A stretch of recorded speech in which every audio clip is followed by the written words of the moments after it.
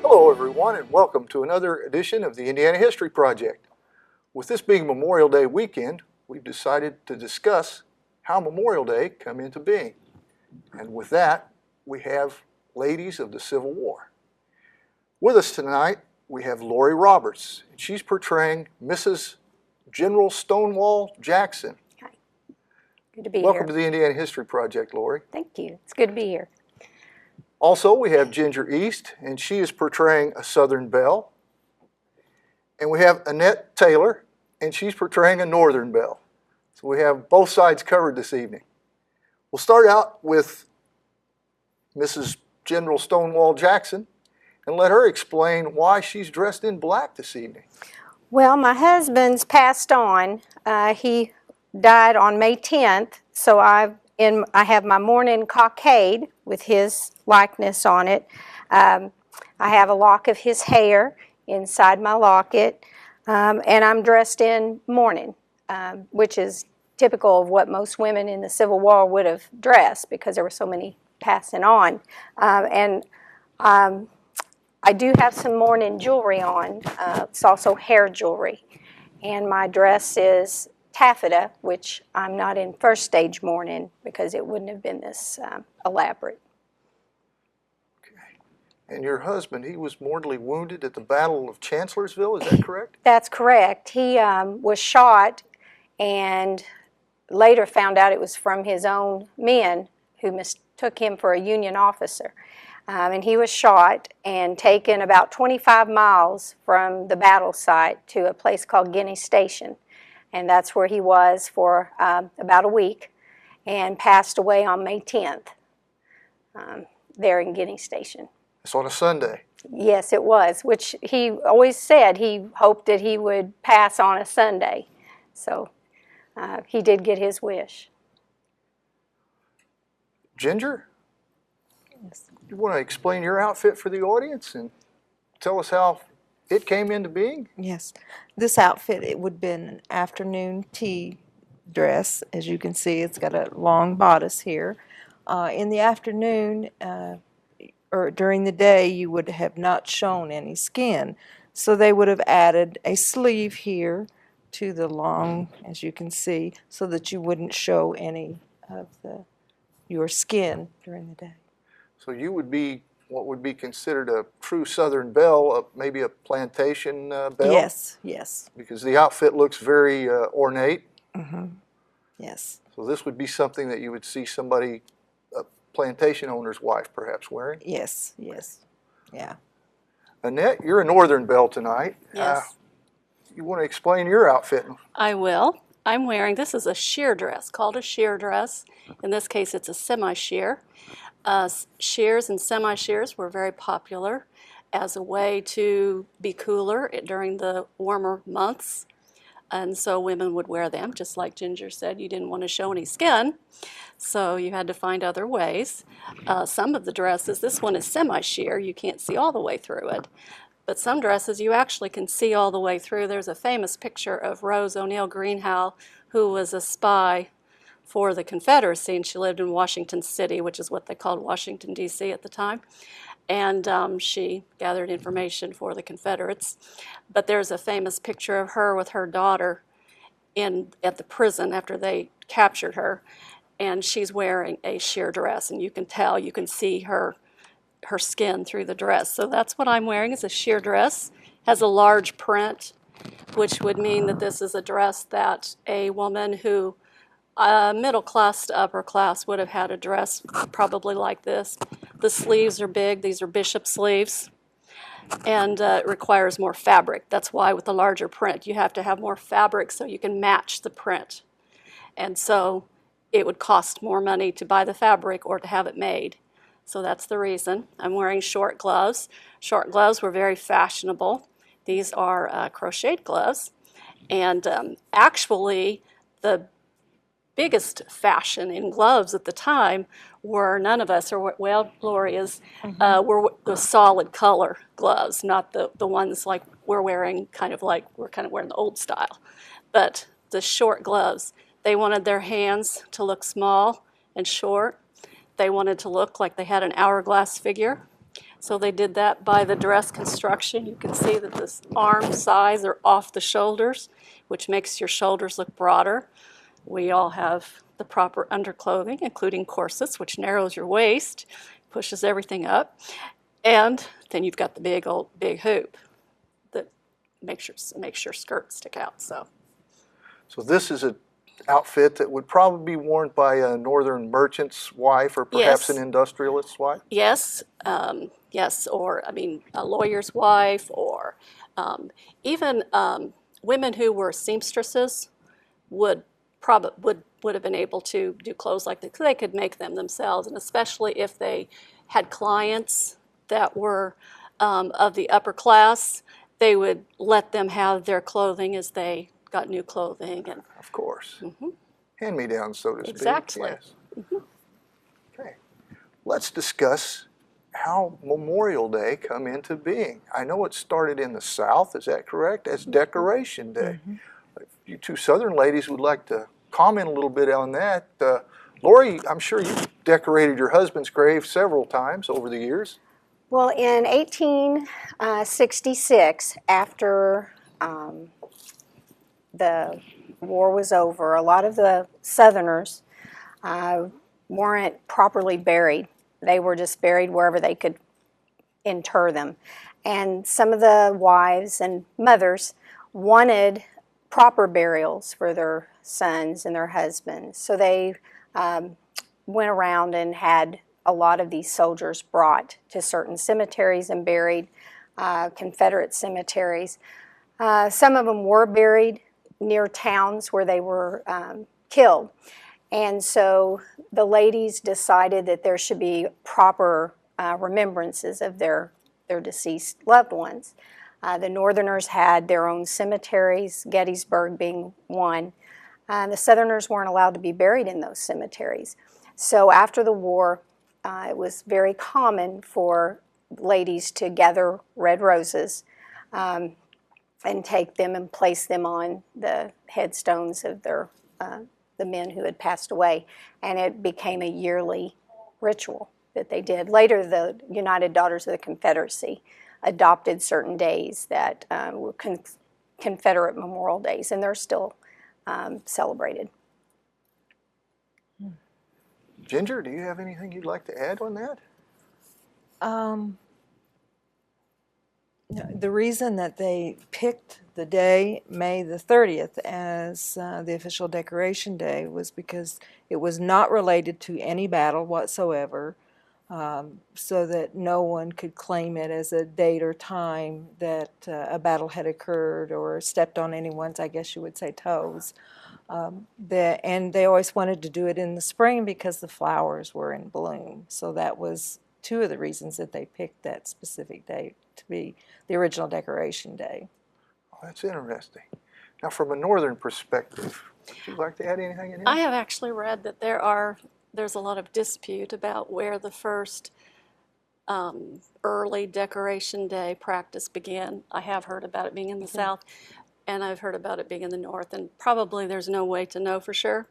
I think that probably in various places the ladies just took it upon themselves, and it wasn't necessarily an organized event by the city or the town or the county or any kind of government. So it was just some ladies that would have done that, and possibly children, and then it evolved from there. I know that the first official observance was in 1868, and in the North, and that was organized by General Logan, I believe. And I just think it's interesting, though, as is the case with a lot of things, that whenever the official recognition of something starts, it's because a man has the idea, but it was really the women that had the idea in the first place. Yeah. No, there's no question about that. That's true. I won't That's dispute true. that at all, that Yeah. it is factual that the ladies are the ones that started it. And the main reason they started it is the war was still continuing. And the men were still off fighting, and the men were dying, and the graves were not being properly cared for, and it fell to the women to do so. And that is what kind of brought it about. Another interesting point that a lot of people don't realize is that Arlington National Cemetery was at one point Arlington House. Yes. And it was seized by the Union for a burial ground so that Robert E. Lee could never occupy his ancestral home again. The first burials were in Mrs. Lee's rose garden. And Robert E. Lee's sons then successfully sued the federal government after the war and obtained what was determined to be a just settlement. Whether it was or not depends upon what side you're on, I suppose. But it was determined to be a, quote, just settlement for Robert E. Lee's sons, since they couldn't inherit his ancestral home of Arlington House, as it was called at that time. That actually was Mrs. Lee's. Right. Mrs. Right. Lee's branch of the family. Yes, the Custuses.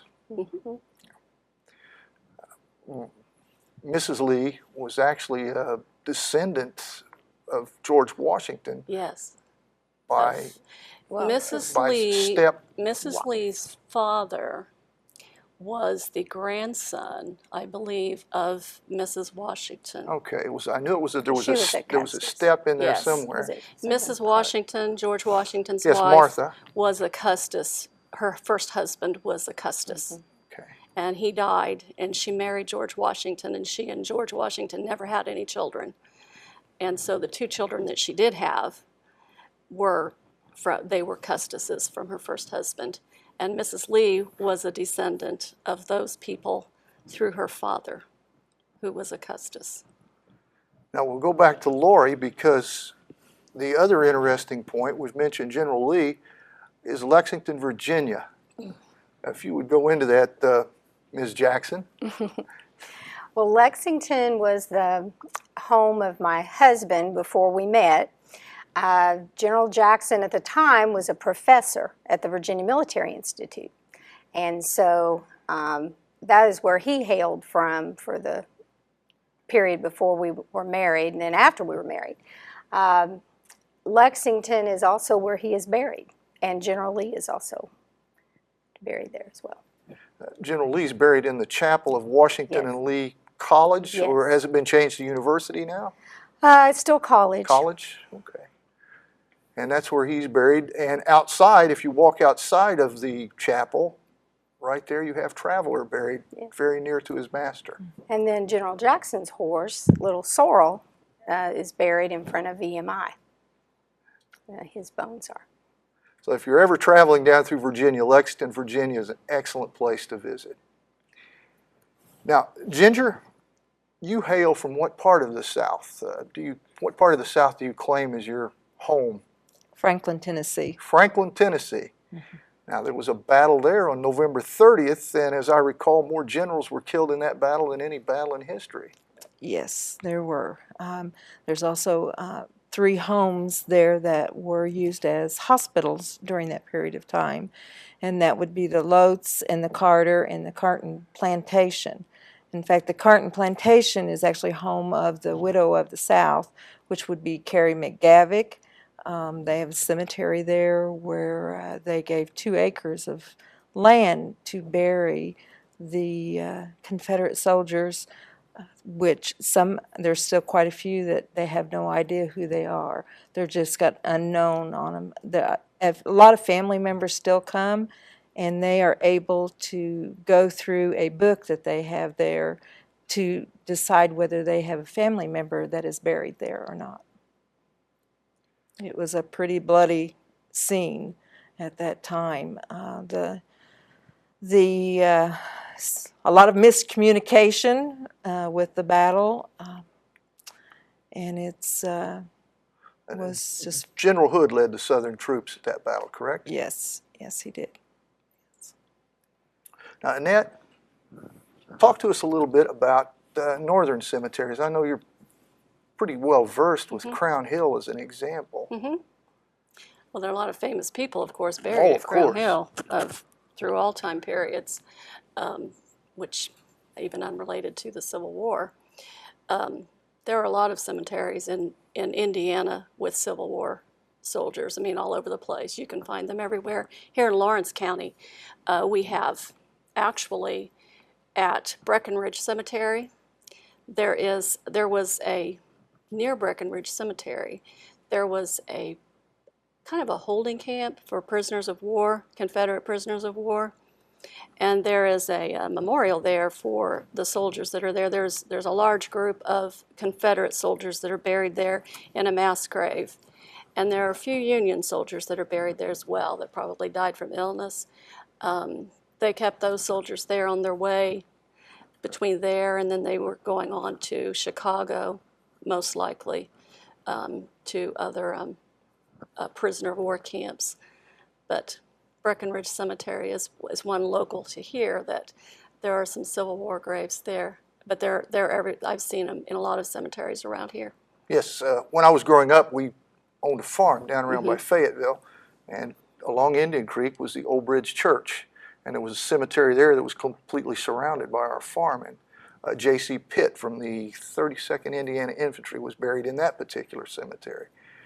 And one of our teachers knew about that cemetery. Jay Wilson was one of my teachers as I was growing up, and he knew exactly where that gentleman was buried at, which really surprised me.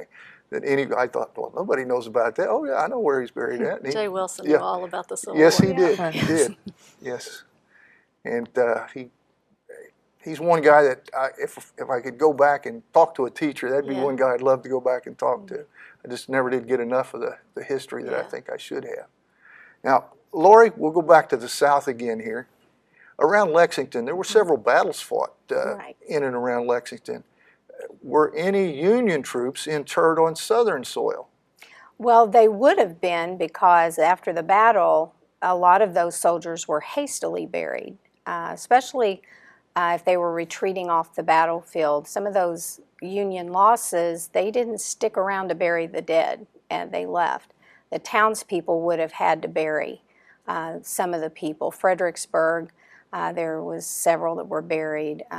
The Battle of the Wilderness, there were some that people had to just carry off and bury.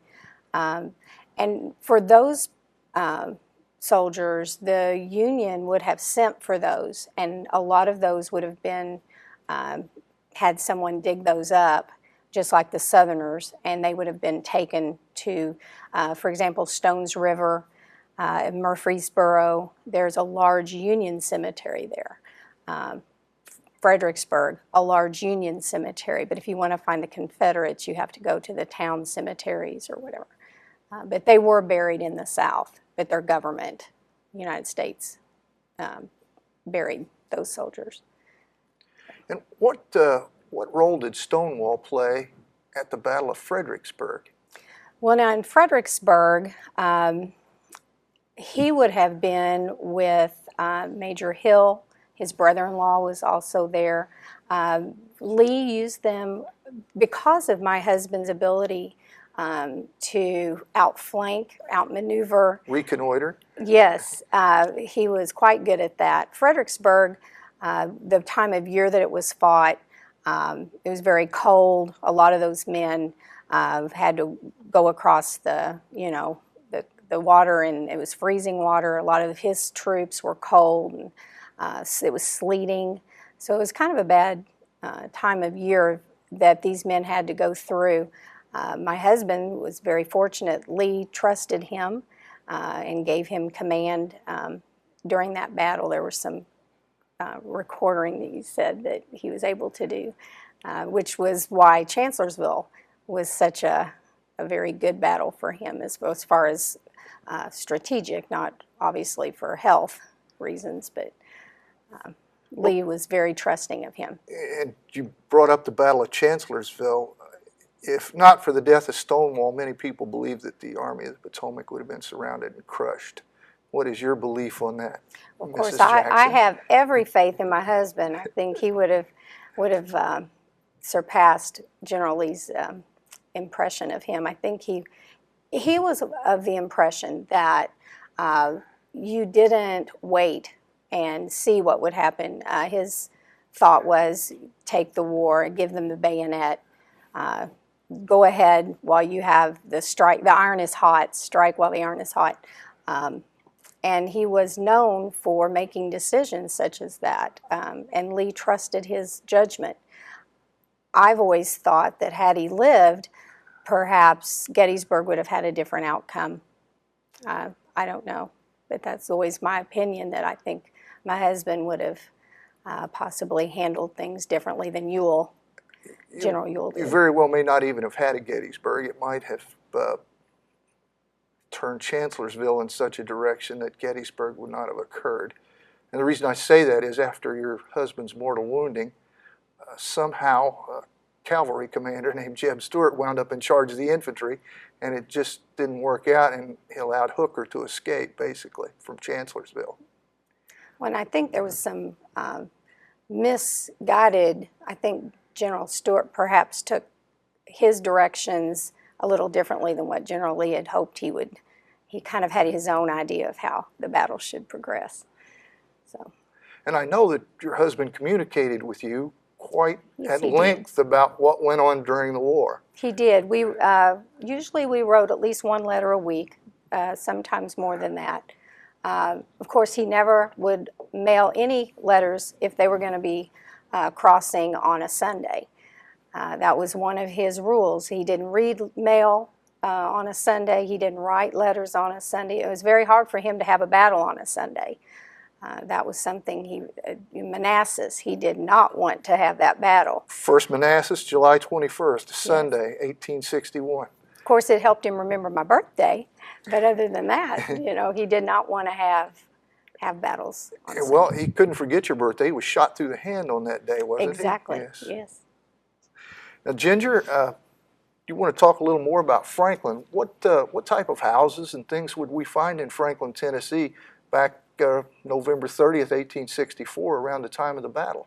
Around the time of the battle, the Lotes house is a small house that was actually, compared to the other homes, was actually built by a German immigrant who was a woodworker.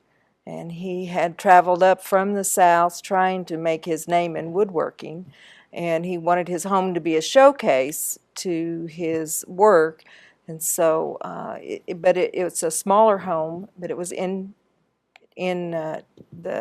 across from Carter, which was Carter House, was also one of the homes, but it was a farm. It wasn't a plantation. So the house was it was brick, but it was smaller than what a plantation home would have been like, because it was a farm homestead.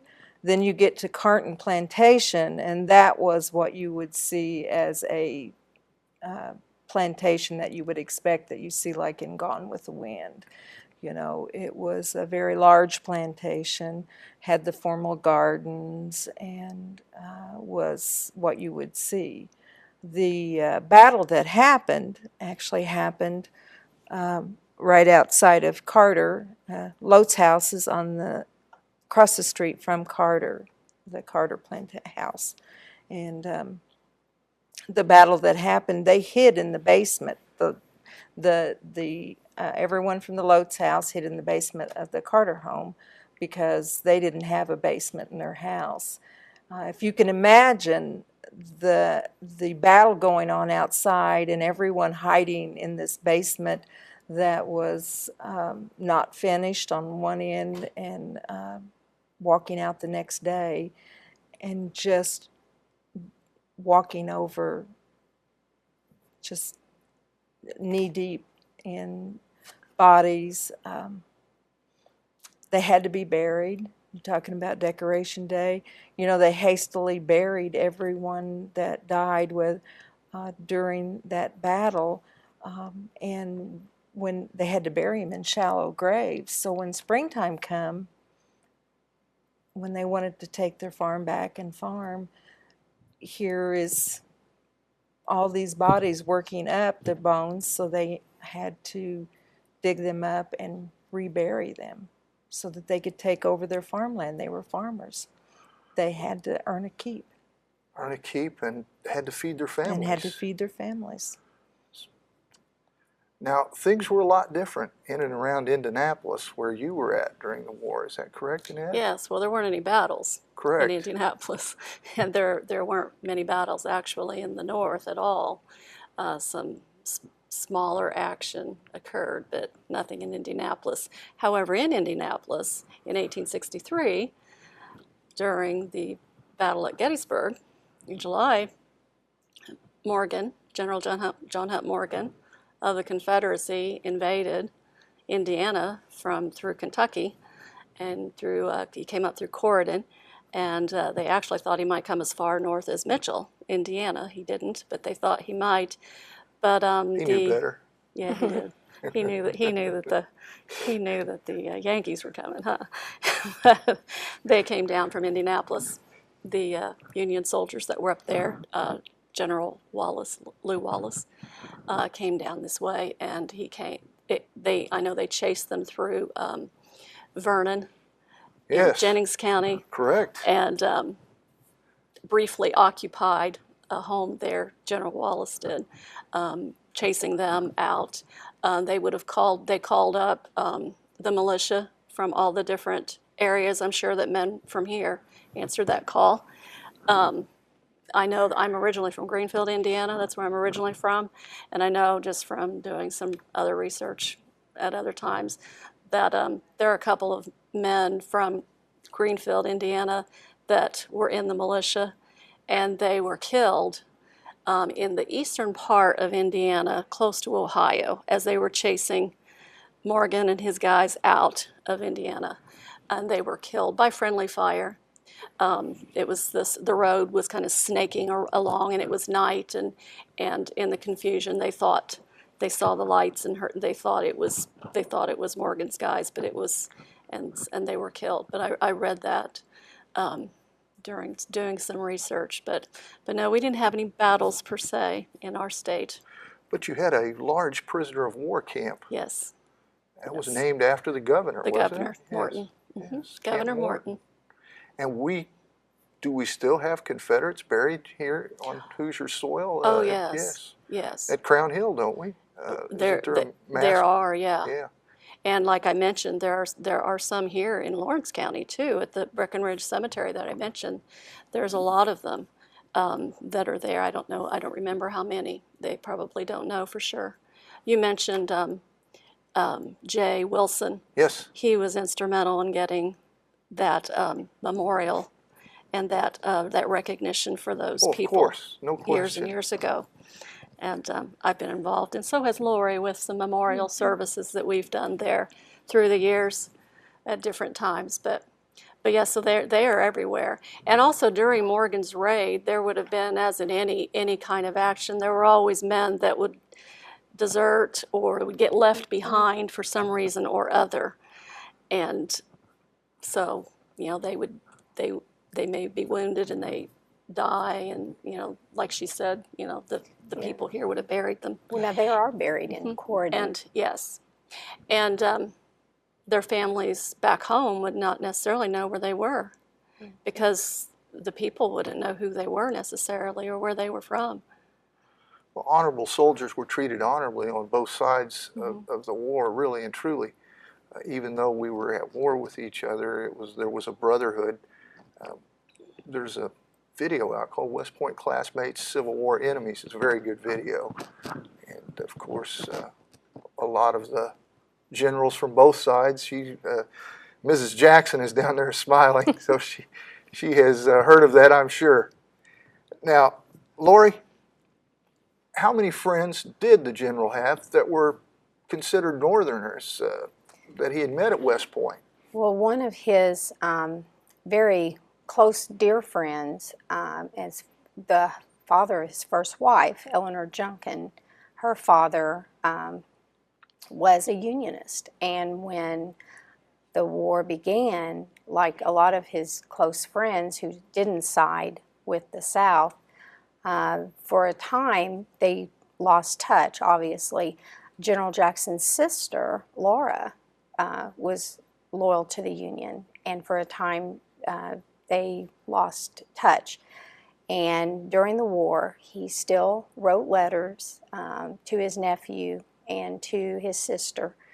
She refused to answer those.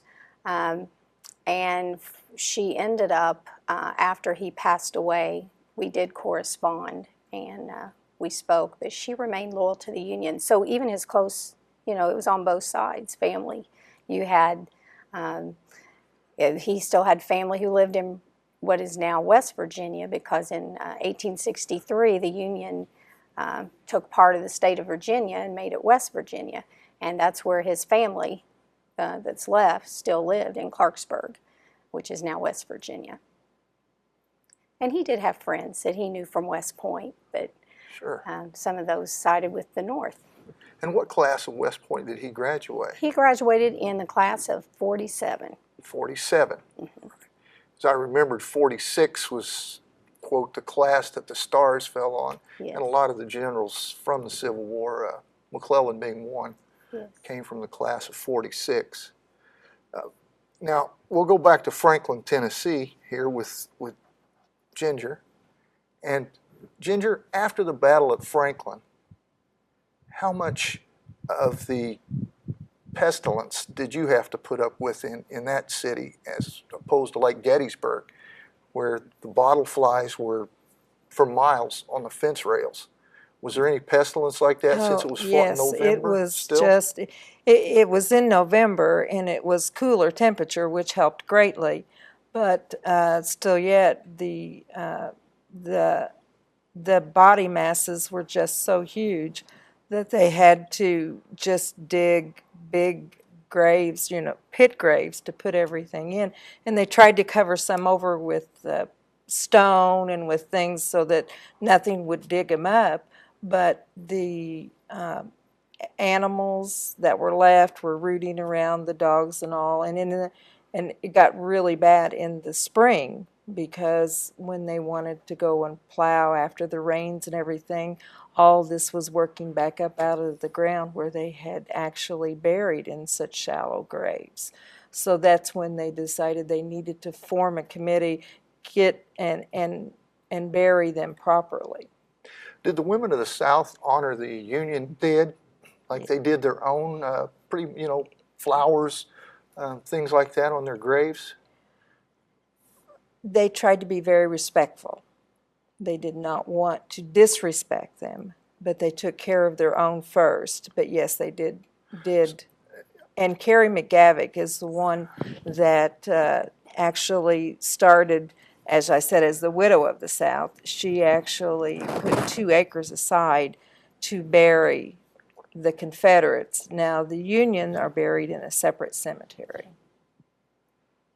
So still keeping them separate, Yes, just like we were yes. talking about Gettysburg. Yes. But they were still, Southerners yeah. couldn't be buried there. Now, Annette, growing up in Greenfield prior to the Civil War, how did you see things and view things? Were some of your heroes like Harriet Beecher Stowe and some people like that? Well, yes, Harriet Beecher Stowe is one of my favorite people, which it's amazing you would know that. I wonder how you do. Yes, she is one of my favorite people.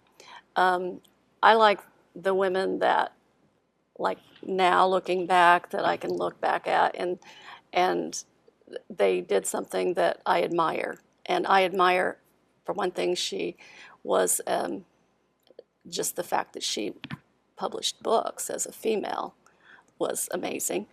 She didn't publicize it as a man, she publicized it as a female. Some women did it, but they used a man's name.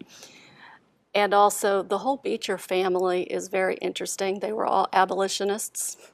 And her brother, Henry Ward Beecher, is one of my favorite people also, even though he's a man.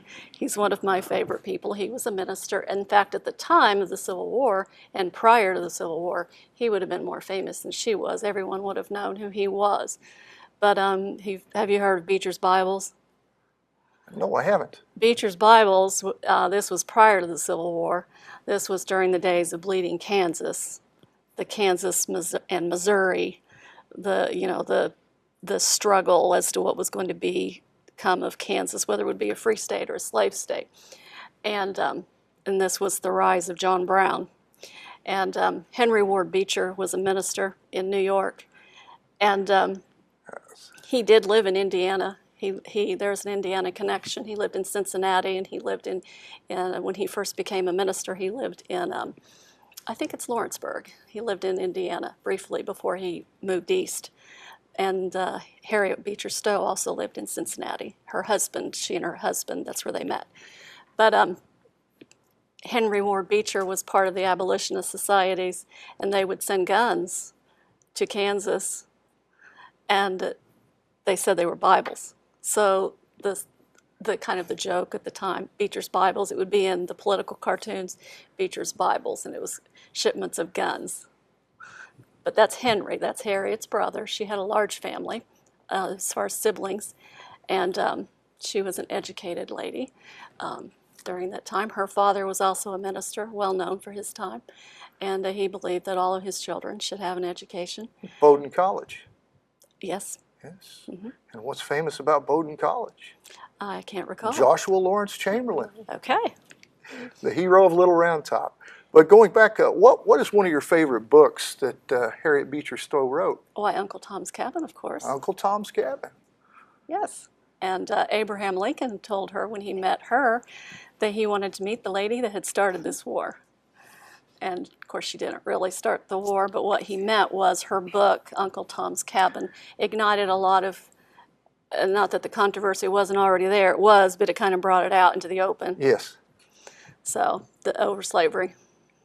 And what a lot of people consider to be the first shots of the Civil War was at Harper's Ferry when John Brown seized the arsenal, more so even than the firing by the Confederates firing upon Fort Sumter. On April 12th, 1861 is when the initial shots were fired. But the storming of Harper's Ferry by John Brown is what is considered to really be the first spark in the Civil War. What a lot of people don't realize is it was Robert E. Lee, along with Jeb Stuart, who led the Marines into Harper's Ferry to retake the arsenal. And Harper's Ferry would have been in Virginia at the time. Yes, it would have. Did not exist. That is correct.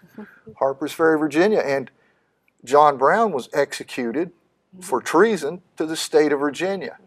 And we don't have that charge anymore for treason to a state. But that's exactly what John Brown was executed for, was treason to Virginia.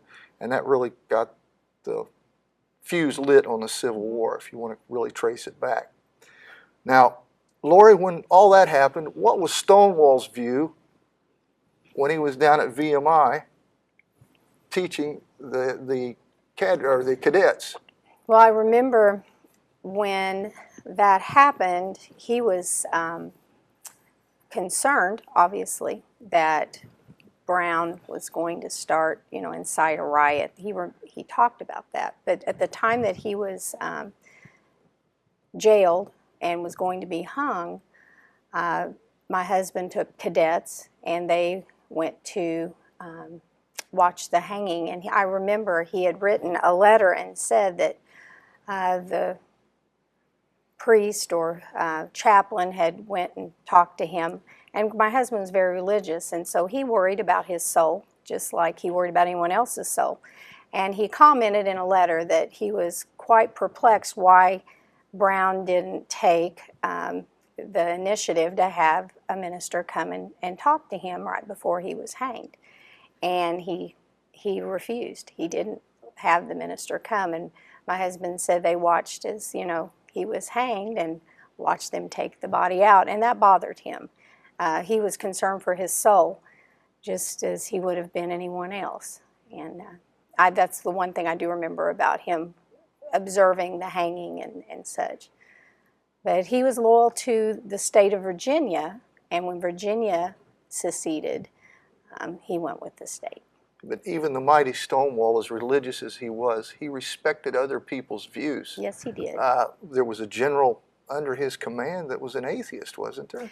Yes, and the two didn't see eye to eye, and he was shot, and my husband went to speak with him, and he asked if they could pray, and he told him he wasn't a believer, and he said, you can believe for the both of us, and so My husband, that was one thing, he always prayed before a battle. He prayed with his soldiers. And he felt very confident. If something should happen to him during a battle, he was already predestined for what was ever going to happen. So he went into battle just like he went in for breakfast every morning with the same assurance that God was in control. Whatever was going to happen would happen. And he didn't use pepper on his food, is that correct? He didn't use salt, pepper. He was pretty particular about, he had a stomach issue. And so he tried not to season much of his food. A lot of people think lemons were his favorite fruit, and I'm going to kind of set the record. He liked lemons, but he ate lemons because he felt like it would keep him from having problems. He needed the vitamin C. His favorite, he loved peaches, and I remember a story that one of his officers told. They were in Virginia, and he came up on a persimmon tree. And he loved persimmons. And so my husband was very long, tall, long-legged, and he got himself up in that persimmon tree. And he had sat up there and ate some persimmons, which was another one of his favorite fruits.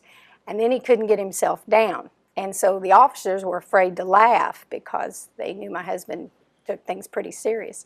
So he sat up there for a little while trying to figure out how to get down out of that persimmon tree.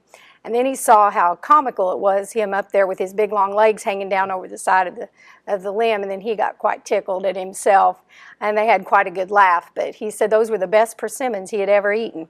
And one of the things he wanted to do when he came back home was set out some persimmon trees so that we could have persimmons. Of course, he never made it home, and we sold our house. So We still have pretty good persimmon crop here in Lawrence County. I think he would like the persimmons here in Lawrence County.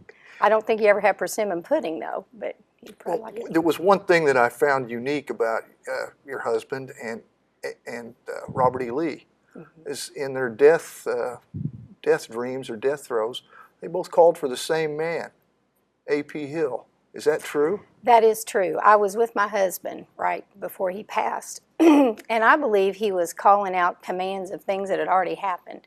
And I did hear that General Lee had spoke of him, but yes, when he was on his deathbed, he did speak of General Hill.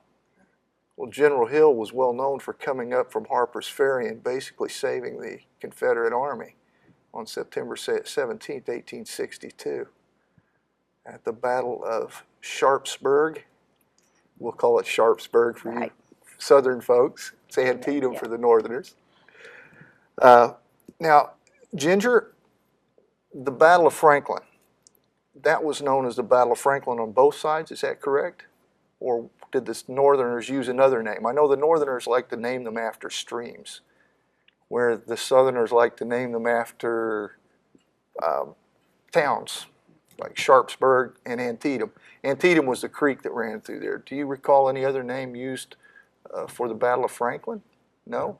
I don't either. I don't either. think there I was don't think I don't there- think I've there always was one. heard it the Battle of Battle of Franklin. Franklin, yes. Yeah. Just like Gettysburg was Gettysburg, north and Right. south.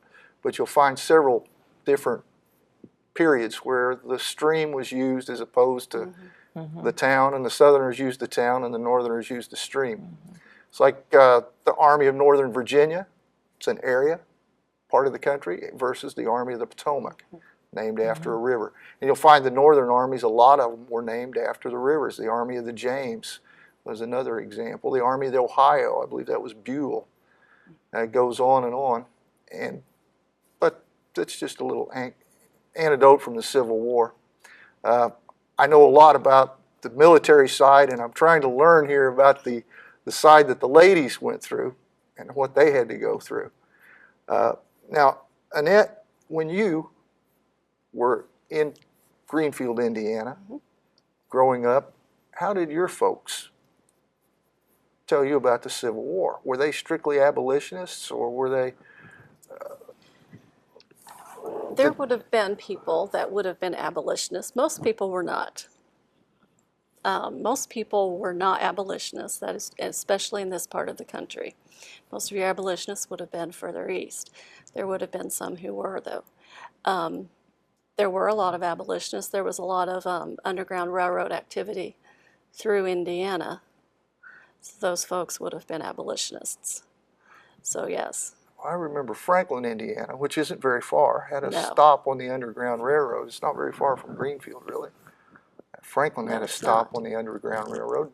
And I know Indianapolis did also. I've always heard that there were some, the president or the director of the Hancock County Historical Society, that's the county that Greenfield is in, I emailed her once just to request some information, and she gave me some extra information. She's Quaker, and she told me, and I never knew this before, that a lot of the, in the North, you will find at that time, your African American villages where the free African people lived, or the free black people lived, would be close to Quaker churches or high concentrations of Quaker people. Of course, there would be churches. And she actually sent me a picture, I have in an email somewhere, of a signpost that is no longer there, and it has all these arrows to the different Quaker churches that were in the area. In Carthage, Carthage was a place where there was a lot of Quaker people, and there was an African American community near there, and that's close to the little town of Charlottesville, which is also in Hancock County, and Charlottesville is mentioned in sources as a place where the railroad went through, and the Lincoln funeral train came through, and it went through Charlottesville amongst many places. But it's mentioned that a lot of the black people came to Charlottesville to pay their respects, to stand there respectfully, and people would have had flowers, as the train passed and everything. But it's speculated that the reason why there would have been those people there particularly is because of the African American community that was a little bit to the south of there. And Carthage is where the Quaker community was at. And this lady at the Historical Society, like I said, she's Quaker, and she said she had asked her father whether, because she had always heard that, whether their church, because it was an old one, had been part of the Underground Railroad. He said theirs wasn't, because it wasn't that old, but that there was a church near there that he'd always heard that has since been torn down. So, and I never knew that about the Quaker connection with the town of the free people, the free black people that cropped up in the northern states. That would make sense, though, because Yes. Pennsylvania, in particular, eastern Pennsylvania, very high population of Quakers, and of course they moved west, as most of the other people in the country did at that time, or a lot of them. So yes, I could see that, absolutely. Well, and Levi Coffin and Catherine Coffin, his wife, who lived in near Richmond, Indiana, they were Quakers, and they were heavily involved with the Underground Railroad. I've seen their house that they had at the time. They had these places, where they could hide them, and they'd hide them in their wagons. They had hidden like false bottoms on them where the escaping slaves could hide. Of course, this is on the years prior to the Civil War that the Underground Railroad was active. You brought up Wayne County. It's Saul Meredith, the tallest man in the Union Army at 6'7". He was from Wayne County, Indiana. Yeah. He commanded the Iron Brigade. That's right. At Gettysburg. Didn't they parade? Wasn't he captured and they used to parade him? No, I don't know if he was Buskirk. captured or not. Is that someone else? Yeah, I thought he was 7 foot something. Okay. The Buskirk in the 27th. Yeah, there was someone. captured. So maybe I he was the believe from tallest Indiana officer. that was Yeah. the tallest, and he was captured. Yeah. And he was well liked. I mean, he was the people that captured him liked him, but they would parade him around in the South because he was they thought he was a giant. Saul Meredith, he was a general officer during the Battle of Gettysburg, 6'7", I do believe. But now we'll go back to the South again here. Ms. Jackson, what was the general's thoughts on abolitionists? Well, when we married, I brought with me from my father's plantation my nursemaid, my mammy, and her 2 sons. He, on the other hand, had purchased a young woman who had come to him. She had been beaten, and she asked if he would buy her from her master, which he did. And he didn't own slaves before Nancy. And he took her, and soon another gentleman came to him, and he hired both of these two out and let them earn their own money, so that George and Cyrus were 2 of my Mammy Hetty's 2 sons, and he let them farm for people. And he also had a cook named Amy. She also came to him. But he didn't believe that slavery would continue. He felt like slavery would probably end. And he didn't agree that we should go to war over it. He didn't want to have to go to war over slavery. But he also, by the same token, felt that it was our duty to take care of those souls that had been entrusted to us. And we did take some criticism because we had a black school, Sunday school, and we taught them to read and read the Bible. And in Virginia especially, there were 2 sides to that. And in Lexington, people, because of the slave codes, we could have gone to jail for that, but we continued to do that. And it wasn't that he didn't care for the abolitionists, he just didn't agree that we should go to war, have to go to war with that. Well, neither did Robert E. Lee. It sounds like he and General Lee pretty much had the same philosophy on things. Yes. Now, in Franklin, Tennessee, there was a lot of Union activity in the state of Tennessee. At one point, it was thought that Tennessee might stay in the Union.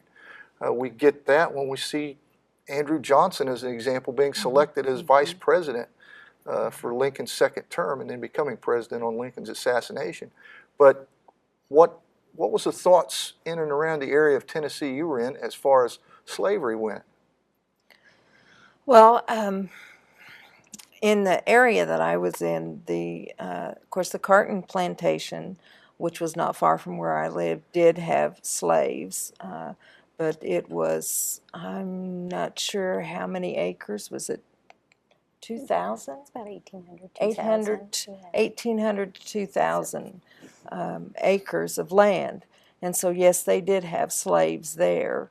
The Carter Plantation, the Carter Farm, actually did have a few slaves, but the Lotes house, he was like I said, he was just right across the street. He did not have any slaves. He was an immigrant, and he did not believe in slavery. He tried to stay out of the whole war.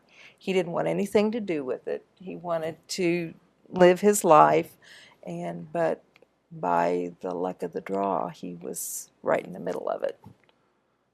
Sounds like Wilbur McLean, doesn't it? Right, Yeah, right in the middle of it. does. I mean, Start and finish. it's in his front yard, so to speak.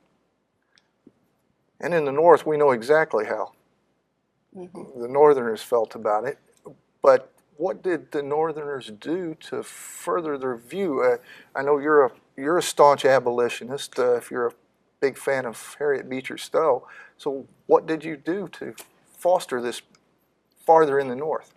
Well, to be a little bit more clear, not everyone in the North was No, I'm not saying. I'm just saying against slavery. Some people thought it was fine.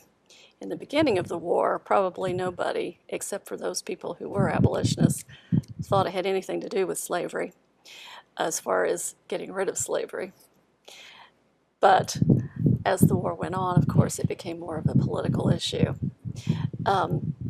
There were abolitionist societies that had been in existence for years before that. There were newspapers that were in print in the North. Oftentimes they would be sabotaged by anti-abolitionist people that lived there or even that didn't live there. And they would come and they would destroy the press. They would throw it in the river. They would burn the building down. They would run the printer out of town, the publisher, the editor. They would run him out of town. So there were several of them.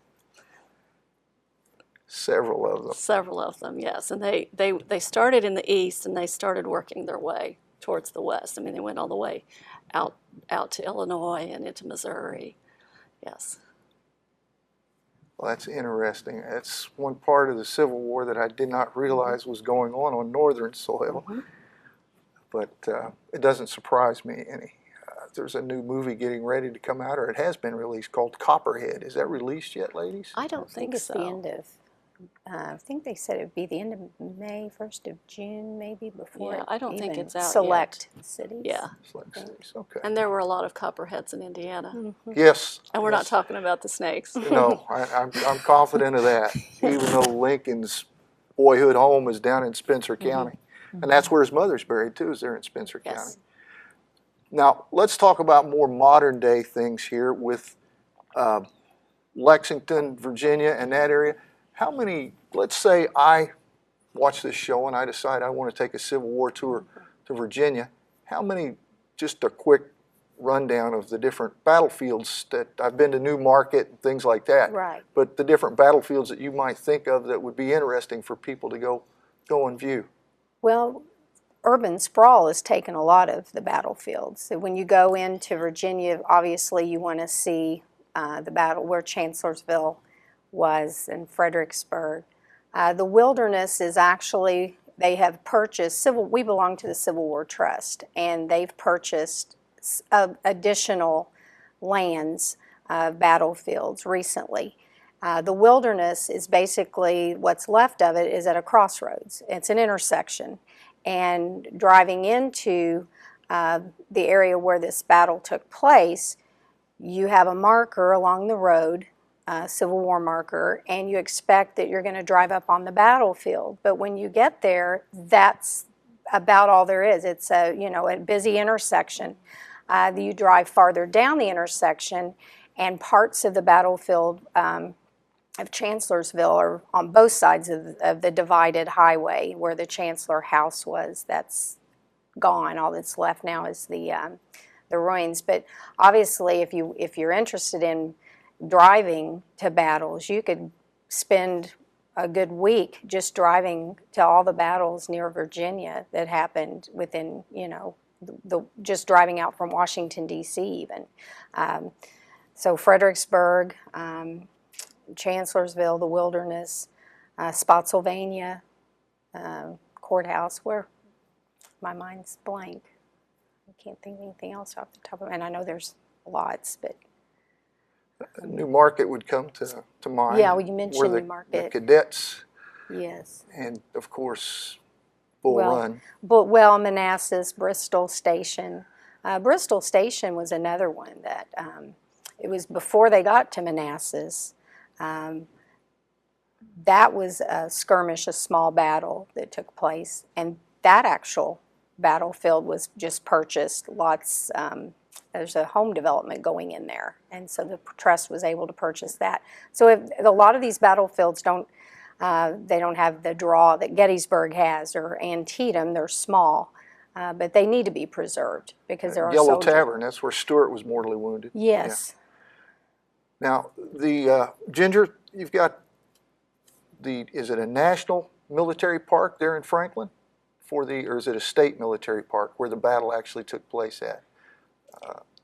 It's national. I was going to say it's national, Okay. because they just recently purchased the land right down from the Carter House and the Lotes House, so that it actually has a Domino's Pizza and all on it, a strip mall, but they've actually purchased that, and they're going to tear that down and rebuild part of the woolen mill, I think It was a cotton gin.